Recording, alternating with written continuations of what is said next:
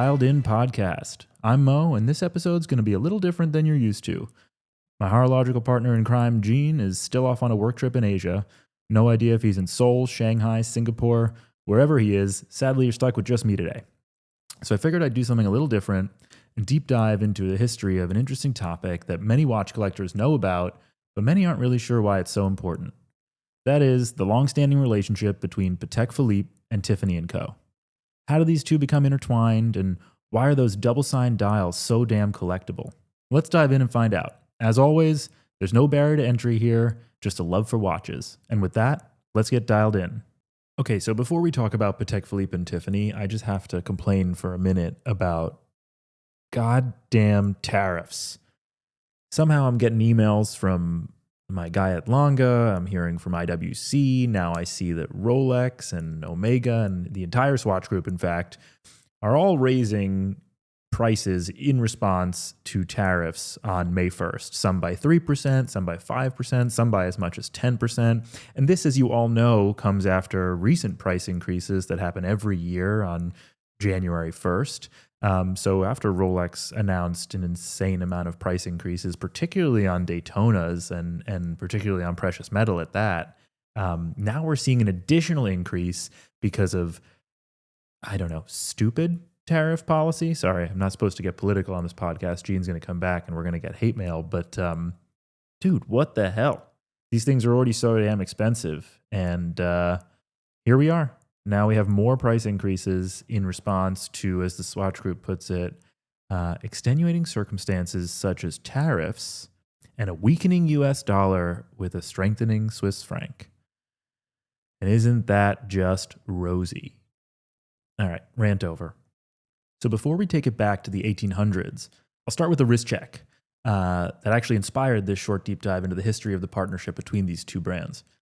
On my wrist today, I have a Patek Philippe annual calendar in steel on a steel bracelet, the 4947-1A. Importantly, the dial has a little extra sauce on it. It's co-signed by Tiffany Co. and just happens to be the newest piece in my collection. I recently had the opportunity to purchase it from the Patek Philippe Salon in the Tiffany Co. landmark on Fifth Avenue in New York. It's the last remaining place on Earth that actually retails these co-signed dials between the two historic brands. So let's jump into the story. This story of this transatlantic alliance begins with the near simultaneous births of its protagonists. Tiffany Co. was founded in New York City in 1837 by Charles Louis Tiffany, initially as a purveyor of stationery and fancy goods. Just 2 years later, in 1839, Antony Norbert de Patek, a Polish immigrant, partnered with Francois Czapek to establish Patek, Czapek, and Cia in Geneva. Both companies very quickly established reputations for quality in their respective domains. Tiffany Co. began selling watches as early as 1847, recognizing the growing demand for timepieces among its American clientele. Patek's firm underwent a pivotal transformation following Czapek's departure in 1845, recruiting the talented French watchmaker Jean-Adrien Philippe in 1845, and officially renamed the company Patek Philippe in 1851. The formal business relationship between the two houses commenced in the same year in 1851.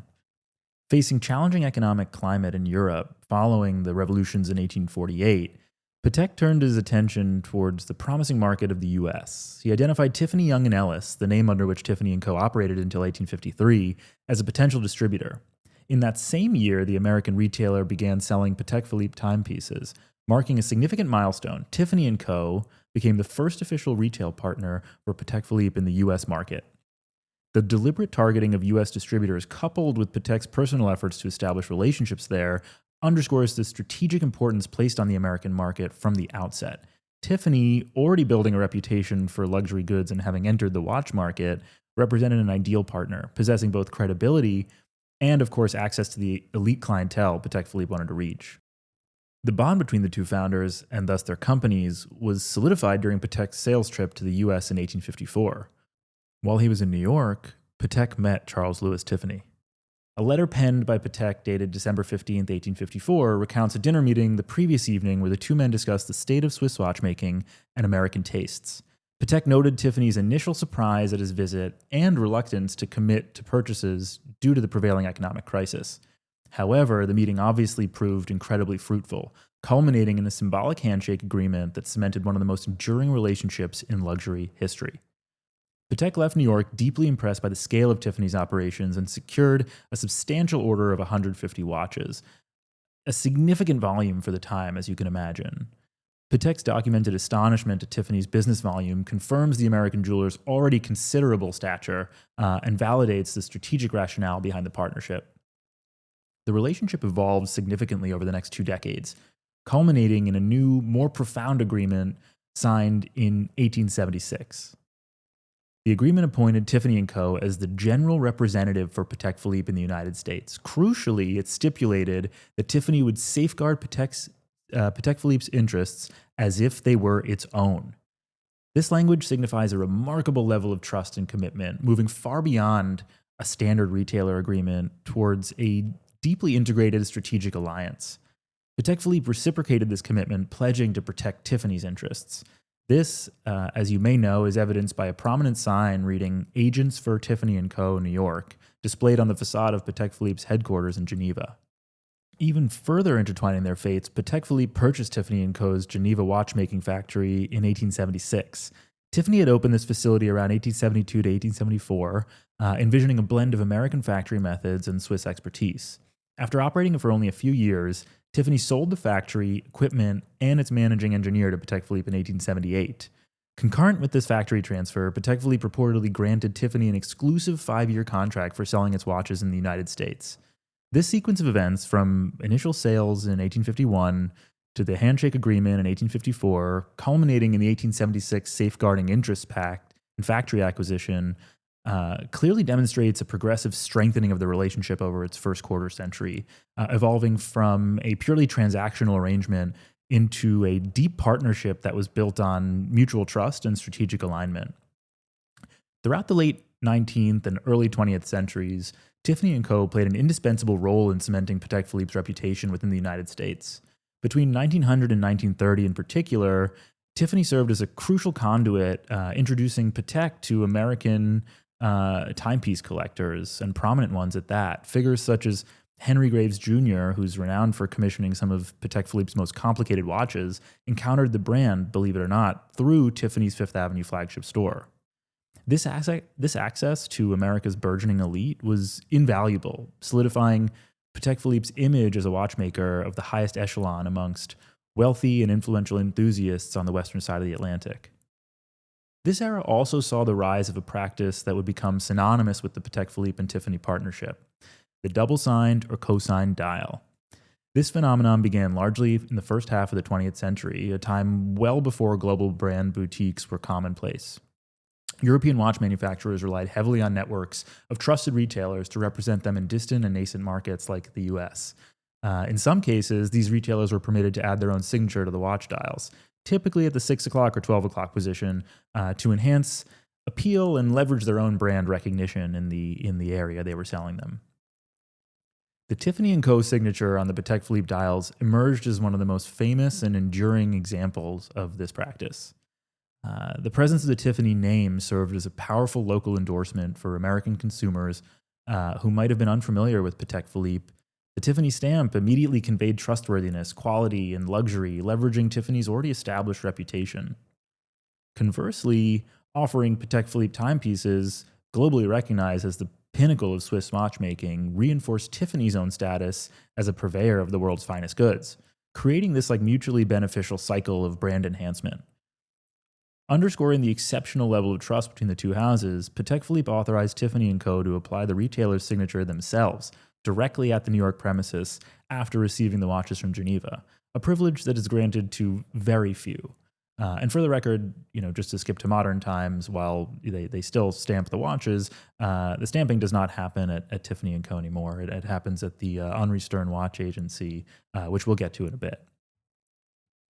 A pivotal moment in Patek Philippe's history occurred in 1932, when the company, facing financial difficulties, received investment from Jean and Charles Henri Stern, brothers who owned a prominent dial manufacturing company in Geneva and were trusted suppliers to Patek Philippe.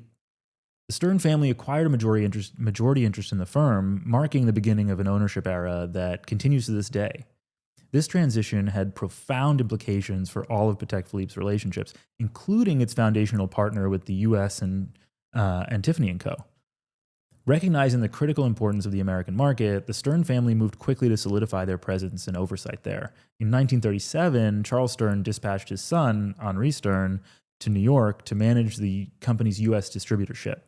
This direct involvement of a family member signaled a pretty strong commitment to nurturing the transatlantic relationship and ensuring its continuity under the new ownership. The Stearns family commitment to the U.S. market was further formalized in 1946 with the official establishment of the Henri Stern Watch Agency, otherwise known as HSWA, in New York. Founded by Henri Stern, who would later become president of Patek Philippe and whose grandson, Thierry Stern, is the current president, the HSWA became the dedicated entity responsible for Patek Philippe's distribution and brand management in the United States. The establishment of the HSWA following Henri Stern's earlier move to New York demonstrates a clear and conscious strategy by the Stern family to invest in, directly manage, and strengthen the vital American market connection inherited from Patek Philippe's founders, recognizing Tiffany Co's central and ongoing role in that success. The Tiffany Co. signature on a Patek Philippe dial remains one of the most compelling details for collectors in the horological world. Its allure stems from the combination of factors rooted in the partnership's history and evolution. First, rarity, of course, is paramount. Not every Patek Philippe watch is sold through Tiffany & Co. receives a coveted stamp. The exact number is kept confidential, of course, but estimates suggest that only a small fraction of Tiffany's Patek Philippe inventory bears the double signature. Secondly, and perhaps more significantly in the modern era, Tiffany & Co. is now the only retailer in the world granted the privilege of adding its name to a Patek Philippe dial. While historically other prestigious retailers like Cartier and Gobelin and Bayer also co-signed Patek Philippe timepieces, these arrangements ceased as Patek Philippe, like many other brands, moved towards a more integrated retail strategy. The continuation of this practice exclusively with Tiffany further underscores the unique and preferential nature of their historic relationship. This exclusivity dramatically elevates the collectability and market value of the Tiffany-signed Patek Philippe watches. While Tiffany & Co. does not charge a premium for the stamped models at the point of initial sale, as I'm sure you're all well aware, these timepieces consistently command significant premiums on the secondary market, often worth tens or even hundreds of thousands of dollars more than their standard counterparts. Beyond the ongoing tradition of the Tiffany stamp, Patek Philippe has periodically created specific limited edition timepieces exclusively for Tiffany & Co., often to commemorate the significant milestones in their partnership or the history of the Patek Philippe presence within Tiffany stores. Among these special editions, you all have your thoughts on this next watch. The Patek Philippe Nautilus, reference 5711-1A-018. Released in December 2021, generated insane and unprecedented global attention. Its launch context was significant. Patek Philippe had announced earlier that year that the immensely popular stainless steel Nautilus, reference 5711, would be discontinued. An olive green dial version had been presented as its final iteration. The surprise unveiling of the Tiffany blue version served as the ultimate swan song for this iconic reference. Limited to just 170 pieces, symbolizing 170 years of the partnership at the time, the watch featured several unique elements. Most striking, of course, was its dial, rendered in a distinctive turquoise blue that's legally protected and trademarked by Tiffany & Co. This marked the first instant of this specific color appearing on a Patek Philippe dial, making it instantly recognizable. The dial, of course, bore the double signature, Patek Philippe at 12 o'clock, Tiffany & Co. at 6 o'clock. The sapphire crystal caseback featured a commemorative inscription saying 170th anniversary, 1851 to 2021, Tiffany & Co. and Patek Philippe. Exclusivity here was, of course, paramount. The 170 units were available only through Tiffany & Co. boutiques in New York, Beverly Hills, and San Francisco that carried the Patek Philippe watches in stock. Adding to the fervor here, one of the watches was auctioned by Philips shortly after the release, with all the proceeds benefiting the Nature Conservancy. As you probably know, the watch achieved a staggering price of $6.5 million, including buyer's premium, over 120 times the retail price of the $52,635 watch, highlighting, of course, the intense market demand and perceived value of this unique collaboration. Beyond just celebrating the anniversary, this release was also widely seen as a significant gesture from Patek Philippe President Thierry Stern to Tiffany & Co.'s new owners LVMH, reaffirming this commitment to the partnership following the luxury conglomerate's acquisition of Tiffany Co. The landscape of luxury watch retail underwent significant changes in the late 20th century. As major watch manufacturers began establishing their own global networks of boutiques and directly managed their distribution, the historical practice of retailer co-branding largely faded. By the 1990s, double-signed dials had become a rarity across the entire industry. Against this backdrop, the Patek Philippe and Tiffany Co arrangement stands out dramatically. Patek Philippe made a conscious decision to maintain this tradition exclusively with its oldest American partner. Today, Tiffany Co holds the unique distinction of being the only retailer in the world permitted to add its signature to the dial of a Patek Philippe watch. While Patek Philippe has created special limited editions for other key retail partners, I believe such as Boodles in the UK, these are like distinct events and do not represent the ongoing co-signing privilege that's granted to Tiffany. The persistence of this historical practice, running counter to the industry trend of fully integrated retail networks, transforms the Tiffany stamp from a relic of the past into quite a potent contemporary symbol. It highlights the unique strength of this specific relationship and underscores Patek Philippe's commitment to tradition and loyalty, setting this partnership apart in the modern luxury market. This exclusivity, in turn, significantly amplifies the rarity and desirability associated with these timepieces today. The partnership entered a new phase of integration in 2008 with the opening of its first dedicated Patek Philippe salon in the United States, strategically located within a Tiffany Co. In the iconic Fifth Avenue flagship store in New York City.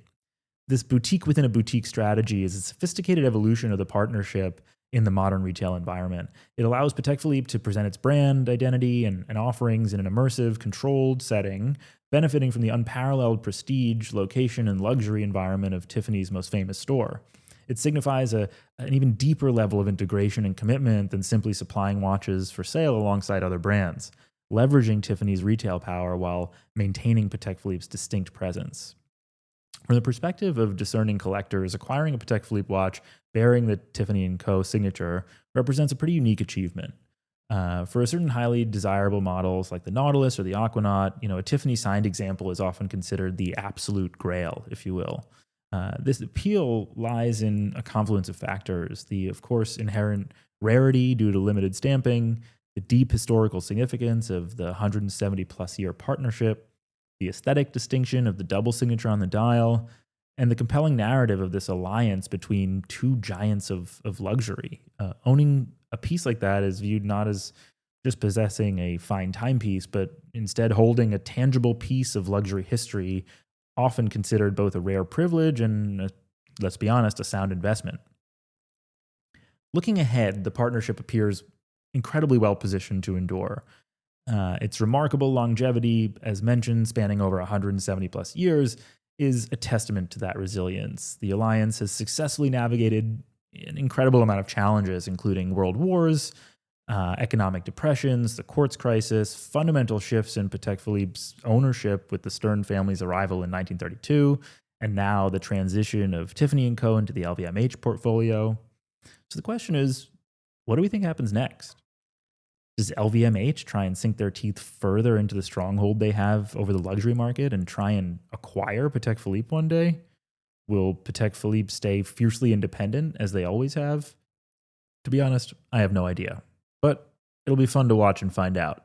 A few things do remain clear, though. One, these two luxury powerhouses will continue this long-standing partnership for their foreseeable future. And two, I will absolutely continue to pester people to look closer at the dial of my watch so they can see that tiny Tiffany & Co. stamp. Of course, we'll be inevitably met with, cool bro. Listen, at least I can send them this podcast now instead of sucking up 30 minutes of their time waxing poetic about how cool this partnership is. All right, that's all I got for you guys today. Thanks so much for tuning in. Don't forget to like, comment, rate, subscribe, do all the things you do on podcast platforms. Follow us on socials at The Dialed In Pod. And most importantly, catch you next time here on The Dialed In Podcast.